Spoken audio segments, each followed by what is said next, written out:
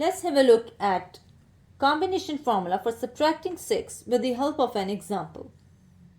8 plus 3. Now to add 3, think in a sequence. 3 cannot be added directly. The big friend formula for adding 3 is plus 10 minus 7. That we can apply here. Minus 6. Now we do not have enough base to subtract 6 directly.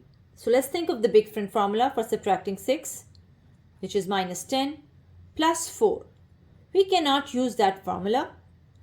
So we will take help from the combination formula for subtracting 6. Minus 10 plus 5 minus 1. Answer is 19 minus 6 minus 6 again. Now we don't have enough base to subtract 6 directly. The big friend formula for subtracting 6 is minus 10 plus 4. That we cannot apply here. So we will seek help from the combination formula for subtracting 6. Minus 10 plus 5 minus 1. Minus 2. Answer is 5. 42 minus 6. Now we don't have enough base to subtract 6 directly.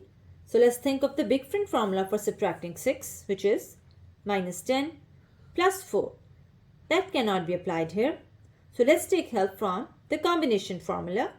Minus 10 plus 5 minus 1 plus 3 minus 6. Answer is 33.